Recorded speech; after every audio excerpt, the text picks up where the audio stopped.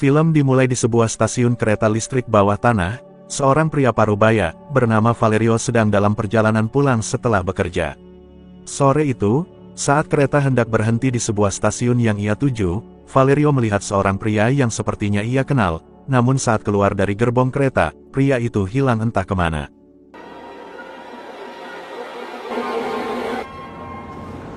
Kemudian terjadi pemadaman listrik kota secara tiba-tiba. Dengan nafas yang sesak karena panik, Valerio perlahan menuju keluar stasiun, sesuai arahan dari petugas yang berbicara melalui pengeras suara darurat. Hingga ia dikagetkan oleh seseorang dari arah belakang yang menepuk pundaknya.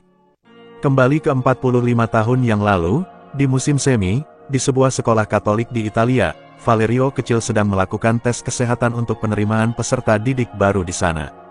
Valerio menerima sebuah surat penerimaan yang ditujukan kepada setiap wali murid peserta didik. Beralih ke kediaman Valerio di sebuah apartemen tinggi di kota Roma, makan malam itu, Valerio hanya ditemani ibunya yang bernama Gina dan adik perempuannya, serta seorang asisten rumah tangga. Diketahui, ayah Valerio sering pergi keluar kota, karena ada urusan bisnis yang harus ia kerjakan. Pada suatu hari, Valerio melihat sebuah mobil mencurigakan yang selalu melintas di depan kediamannya, hingga Valerio menerima telepon misterius dari seorang pria yang melakukan ancaman kepada keluarganya. Tidak diketahui siapa penelepon itu, namun Valerio tidak pernah menceritakan hal tersebut kepada ibunya. Rupanya di hari itu juga, ayah Valerio pulang ke rumah dan ia segera memberikan surat penerimaan siswa tempo hari kepada ayahnya. Esok paginya saat Valerio masih terlelap, suara tembakan senapan api terdengar sangat keras, meletus dari luar rumah.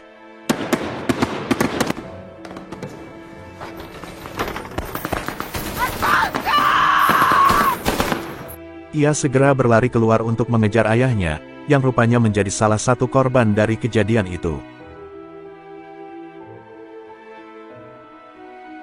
Beberapa hari berlalu semenjak peristiwa penembakan itu, Valerio hanya tinggal berdua bersama adiknya di rumah. Bahkan beberapa pintu dan akses keluar telah terkunci agar mereka tidak pergi keluar. Dari ketinggian itu, mereka berdua hanya bisa menunggu dan berharap agar ayah dan ibunya segera kembali ke rumah. Beberapa bulan berlalu, Valerio tidak bisa melupakan kejadian itu. Bahkan ia sempat melihat wajah salah seorang pelaku yang tertembak di sana. Di usia yang baru 10 tahun, Valerio sudah menyaksikan kejadian mengerikan di depan matanya. Letusan senapan api, darah yang bercucuran, dan kini ayahnya belum pernah kembali setelah kejadian itu. Hari terus berlalu, dan pagi itu, Gina baru saja tiba bersama asisten rumah tangganya. Namun Valerio terus menanyakan keberadaan ayahnya, tapi ia tidak mendapat jawaban itu. Gina terus menutupi kondisi dan keberadaan Alfonso, seolah tidak ada kejadian apa-apa beberapa bulan yang lalu.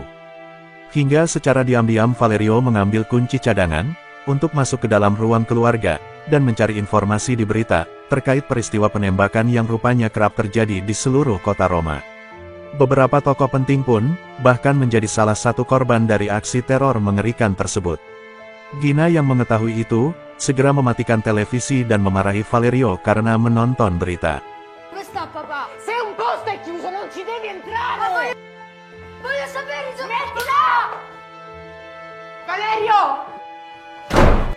Suatu malam, Valerio mendapati Gina sedang bertelepon dengan seseorang yang menanyakan tentang kondisi keluarganya. Dengan tangis yang ia coba tahan, rupanya selama ini, ia hanya berusaha untuk menutupi kesedihannya di depan anak-anak.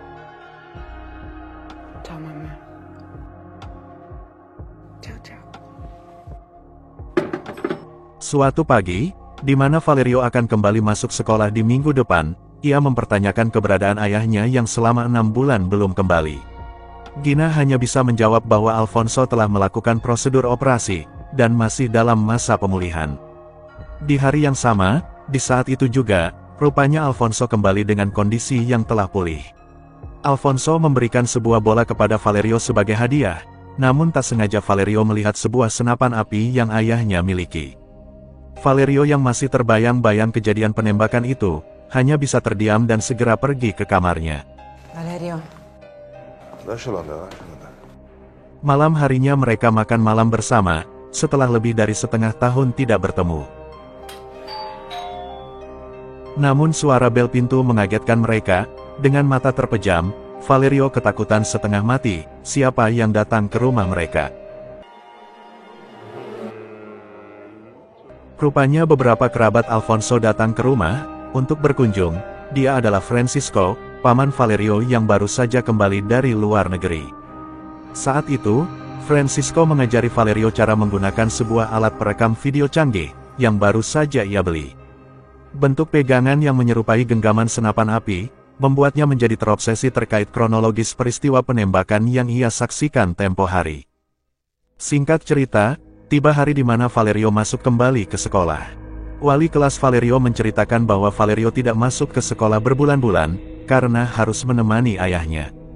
Wali kelas itu berkata bahwa ayah Valerio adalah seorang pahlawan, sehingga mereka menyambut kembali kedatangan Valerio dengan tepukan tangan. Namun Valerio yang mengetahui kejadian sesungguhnya, hanya bisa menatap kekosongan mendengar cerita palsu yang wali kelasnya sampaikan. Beralih ke ruang kafetaria sekolah, Valerio mendapat perundungan dari teman kelasnya, yang menyaksikan berita simpang siur yang ada di televisi. Mereka berdua berkata bahwa ayah Valerio adalah orang keji dan seharusnya Valerio dikeluarkan dari sekolah. Mendengar ucapan tersebut, sempat terjadi sebuah perkelahian, hingga wali kelas Valerio melerai pertikaian tersebut. Sore harinya, Alfonso datang untuk menjemput Valerio dengan seorang pengawal yang akan mengantar mereka ke rumah. Belum diketahui siapa Alfonso ini, namun salah seorang petugas polisi di sana memberi hormat saat mobil mereka melintas. Kembali ke kediaman Valerio setelah ayahnya pergi kembali ke luar kota, Valerio yang sedang bermain bola pemberian ayahnya, dihampiri oleh seorang anak bernama Christian, yang menunjukkan teknik juggling yang benar. Esok harinya, saat Valerio di sekolah, ia melihat Christian yang berada di luar jendela. Di tengah jam istirahat, ia bolos dan pergi bermain bersama Christian ke pusat kota. Wali kelas yang mengetahui muridnya tidak ada di sana, segera menghubungi Alfonso dan Gina, karena pada masa itu, rawan sekali terjadi aksi terorisme bersenjata. Beralih ke sebuah gereja di pusat kota, Christian yang sepertinya bandel itu, mengajak Valerio untuk mencuri kotak amal para jemaat di sana.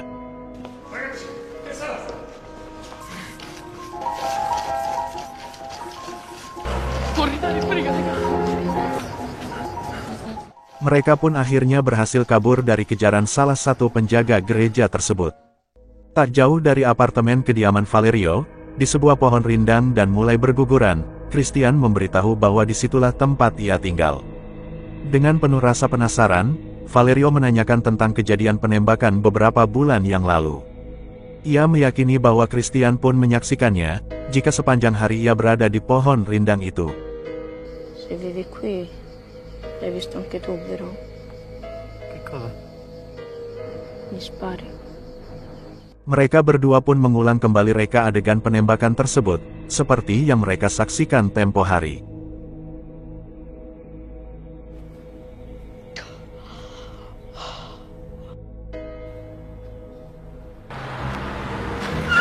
Valerio! Tak lama Alfonso dan Gina menemukan Valerio, yang sedang berbaring di aspal di depan rumah mereka. Tanpa Valerio sadari, bahwa Christian sudah pergi meninggalkannya. Ma sei impazzito! Ma come ti viene in mente? Alfonso! Gina sungguh terkejut, tatkala melihat sebuah tanda rekonstruksi kejadian penembakan yang telah Valerio buat.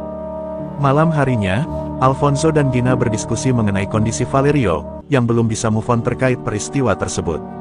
Mereka berpikir bahwa anaknya memerlukan bantuan seorang psikolog. Ha bisogno di vedere uno psicologo. No, psicologo no. C'è bisogno della famiglia. Psicologo. Quale famiglia? Amore mio, non ci sei mai tu. Meski begitu, Alfonso tidak menyukainya, dan meyakini seiring berjalannya waktu, Valerio akan melupakan kejadian itu. Menyadari tempat tinggal mereka tidak baik untuk perkembangan anak-anaknya, Alfonso pun memutuskan untuk pindah rumah, dan untuk saat ini mereka akan tinggal sementara di rumah orang tuanya. Andiamocene via.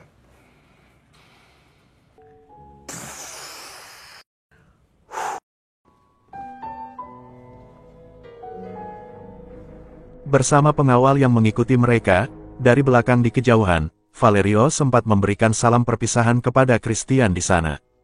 Kini rumah yang mereka tinggali lebih dari 10 tahun, dalam keadaan kosong tak berpenghuni. Sekilas kembali ke kejadian 7 bulan yang lalu, di mana peristiwa penembakan itu bermula. Segerombolan teroris merencanakan aksi penembakan kepada beberapa orang-orang penting yang berpengaruh di kota tersebut.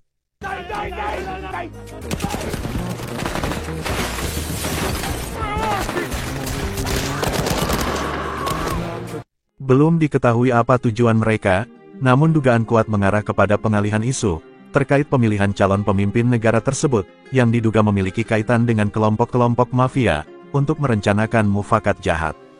Tidak diketahui apa hubungan Alfonso dengan para mafia, namun pengaruh Alfonso di kota itu dapat mengganggu kepentingan pihak-pihak yang bermufakat jahat dengan oknum pemerintah. Selama di perjalanan itu, Valerio mengulas kembali kejadian mengerikan tersebut. Turun dari mobil untuk mengambil udara segar, berada di dalam terowongan gelap, kemacetan di sana membuat Valerio panik dan kesulitan bernafas. Serupa dengan scene di awal, menampakkan Valerio yang berada di dalam stasiun listrik bawah tanah. Dalam kondisi gelap, ia mengalami hal yang serupa. Dengan bantuan Alfonso, akhirnya Valerio berhasil menenangkan rasa paniknya, dan perjalanan mereka pun dilanjutkan. Buongiorno, ti sei svegliato, gioiellino. Singkat cerita, Valerio pun tiba di rumah kakek neneknya. Mereka kumpul bersama menikmati sarapan pagi dan menjalankan aktivitas di pedesaan seperti para keluarga konvensional lainnya.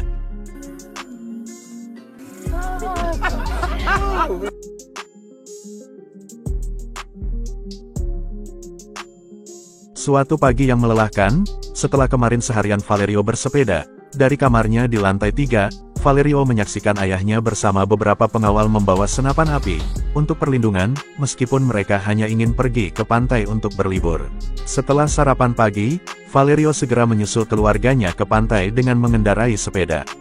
Terjadi perbincangan antara Valerio dan Alfonso. Di sana Alfonso berjanji akan mengajak Valerio untuk pergi ke pulau dengan sebuah perahu, untuk memancing. Un giorno di questi che il mare è buono, ci facciamo dalla barca e ce ne andiamo io e te da soli. Che dici?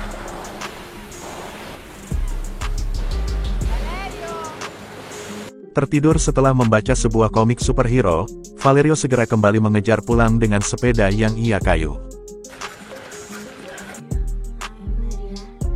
Dov'è papà? Hai dovuto partire, ma torna presto. È tutto a posto, gioia mia. Mencari Alfonso di seluruh ruangan, ia tidak bisa menemukan ayahnya. Hingga ia mengetahui Alfonso yang pergi menuju Roma untuk suatu urusan. Di sebuah ladang pertanian tua, ia terkejut saat berpapasan dengan Christian yang rupanya ada di sana. Christian berkata bahwa telah menempuh perjalanan jauh untuk sampai ke sana. Sesuai lokasi yang pernah Valerio ceritakan di Roma, Christian menaiki sebuah kereta api selama 24 jam lebih. Kemudian Valerio mengajak Christian untuk tinggal di sebuah gudang dekat rumah, untuk bermalam.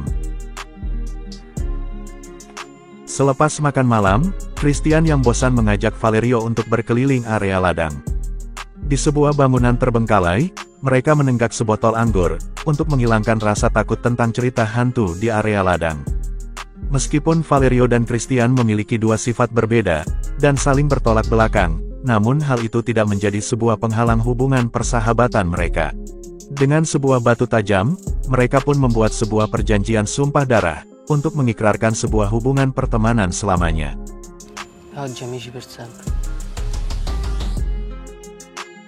Esok paginya, saat semua keluarga pergi untuk berbelanja bahan makanan, Valerio dan Christian bermain peran tentang penangkapan bos mafia, dan pengeksekusiannya di tempat. Di dalam rumah mereka bermain petak umpet. Christian sedang bersembunyi, namun Valerio tidak berhasil menemukan keberadaannya. Hingga Alfonso pulang ke rumah dan dengan curiga menanyakan siapa bocah tersebut. E tu chi sei? Piacere, io mi chiamo Christian. Sono un amico di Valerio. E quanto ti fermi qua in Calabria, Christian? Setelah Christian berkenalan dengan kedua orang tua Valerio, mereka berdua makan siang bersama, dan membahas sedikit tentang rencana kerabat Alfonso, yang mengundang mereka untuk menghadiri sebuah acara keluarga di kota sebelah. Namun di saat itu, telepon rumah tiba-tiba berdering. Rupanya Alfonso mendapat panggilan dari salah satu kerabat, yang tempo hari singgah ke kediaman mereka di Roma. Seperti telepon rumah klasik pada umumnya, dari lokasi di lantai yang berbeda, Gina dapat mendengarkan seluruh percakapan Alfonso dengan kerabatnya. 8 giugno 1976, Tari hanno giustiziato il boia di Stato Francesco Guarna e i 2 mercenari che dovevano proteggerlo. Tanggal 8 Juni tahun 1976, hari itu adalah sebuah periode kekacauan yang terjadi di Italia, kekacauan sosial, kekerasan politik, dan pergolakan negara yang ditandai dengan insiden terorisme politik serta bentrok kekerasan. Segerombolan kelompok teroris melakukan aksi penculikan, serta pembunuhan orang-orang penting, dan berpengaruh di Italia, seperti pembunuhan mantan Perdana Menteri di sana, dan kejahatan lainnya yakni penembakan secara acak dan pengeboman stasiun kereta api yang selama periode itu, menewaskan ratusan nyawa. Kini baru diketahui, tentang kepemilikan senjata api, yang sempat diperlihatkan sebelumnya. Pada saat itu Alfonso dan keluarganya, sudah mendapat informasi kekacauan itu sejak awal. Mereka memiliki senjata api untuk perlindungan diri. Tidak begitu banyak yang bisa diungkap dari sosok Alfonso dan keluarganya, karena sudut pandang setiap peristiwa ini, memang didominasi seorang anak berusia 10 tahun, bernama Valerio. Dalam sambungan telepon itu, kerabat Alfonso menceritakan kondisi negara ini sedang tidak stabil. Kelompok teroris kini telah memasuki ibu kota, dan mulai menjalankan aksi terornya, untuk mengubah haluan negara yang saat ini tengah berkuasa, bahkan kelompok ekstremis itu ingin menjadikan negara sebagai negara imperialis, di balik topeng demokrasi. Kerabatnya itu pun menyampaikan informasi mengenai Francisco yang menjadi salah satu korban, yang memang sudah ditargetkan oleh para teroris, saat ia hendak berencana pergi meninggalkan Italia. Dan itulah alasan sesungguhnya Alfonso dan Gina, pergi meninggalkan kota Roma dan pindah di pedesaan bersama orang tuanya. Per non concludere l'operazione Le Rose, ferocemente contro il rivoluzionario dello Stato imperialista. Grazie, Gaetano.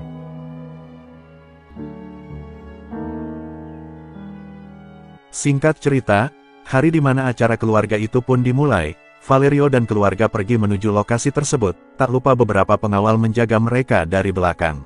Namun sebuah pengendara sepeda motor melaju kencang dan membuat Alfonso merasa ketakutan, karena mengingat kejadian penembakan tempo hari. Kini ia menghindari jalan raya dan melalui jalur setapak dengan berjalan kaki, untuk menuju lokasi perkumpulan tersebut yang sudah di depan mata. Tak lama kemudian mereka tiba di sebuah perkumpulan para kerabat Alfonso, sebuah hutan yang jauh dari pusat kota dan keramaian, karena pada saat itu, lokasi teraman adalah lokasi yang jauh dari fasilitas publik dan gedung-gedung pemerintahan. Tentu saja yang bisa melakukan hal tersebut adalah mereka yang berasal dari kalangan hartawan, yang memiliki pondok-pondok, dan fasilitas bertahan hidup di sana, selama kekacauan di kota berakhir, yang tidak diketahui entah sampai kapan. Singkat waktu Alfonso memenuhi janjinya untuk mengajak Valerio pergi memancing di seberang pulau, Christian pun ikut bersama untuk menemani Valerio di sana. Namun di saat Valerio berenang, Christian melihat beberapa luka peluru yang dimiliki Alfonso di punggungnya. Hingga sebuah percakapan yang cukup serius pun terjadi di sana. Cosa si prova ad essere sparati? Christian menanyakan tentang bekas luka yang dimiliki Alfonso, dan menanyakan hal-hal tersirat, yang mengarah kepada peristiwa penembakan dirinya saat di Roma. Sore itu mereka kembali ke pondok, dan di saat Christian di kamar mandi, Valerio dengan rasa penasaran, membuka tas milik Christian yang selalu ia bawa kemana-mana. Namun hal yang tidak terduga pun terungkap, kini baru Valerio sadari, siapa identitas Christian sesungguhnya. Dengan penuh tergesa-gesa, Valerio mencari keberadaan Christian yang menghilang di kamar mandi. Beralih kembali ke pondok tersebut, adik Valerio yang sedang mengacak-ngacak kamar Valerio, hingga membuat Alfonso merapikannya, dan ia menemukan sebuah fakta tentang sahabat Valerio. Rupanya bocah itu adalah anak dari salah satu anggota teroris yang mati di saat peristiwa penyerangan, karena balasan tembakan dari beberapa pengawal Alfonso yang melakukan perlawanan. Tidak diketahui apa tujuan Christian mendekati Valerio dan keluarganya, namun Alfonso hanya dapat berasumsi mengenai Christian, terkait pertanyaan, saat mereka berada di atas perahu. Kini baru diketahui, bahwa Alfonso merupakan seorang hakim, tentu saja jabatan itu adalah salah satu jabatan strategis yang menjadi prioritas bagi kelompok teroris. Dan hal tersebut pula, menjelaskan terkait perundungan yang Valerio alami di sekolahnya. Tidak banyak yang dijelaskan mengenai kasus apa yang pernah Alfonso tangani, tapi di mana kita tahu, sekalipun seseorang berbuat baik atau menegakkan keadilan, pasti saja selalu ada pihak yang membenci dan menebar berita palsu, untuk menjatuhkan kredibilitas seseorang. Beralih ke tepi jurang di dekat ladang, di sana Valerio menghampiri Christian. Secara tersirat Christian menyampaikan perasaan frustasinya, akibat kehilangan kedua orang tuanya.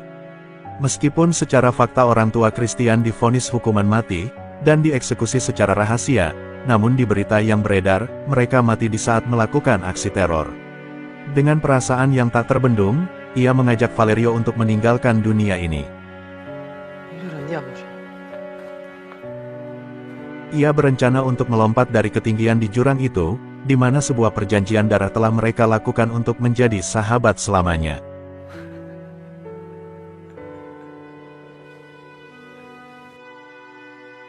Valerio!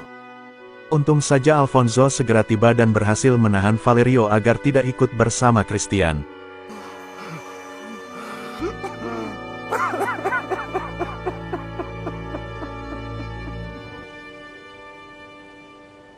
Kembali ke masa kini, di mana cerita ini dimulai.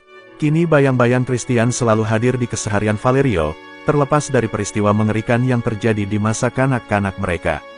Entah nyata atau tidak, keberadaan Christian selalu muncul di kehidupannya. Sebuah kisah pilu, yang ditulis berdasarkan pengalaman traumatis di masa lalu, dan film pun berakhir.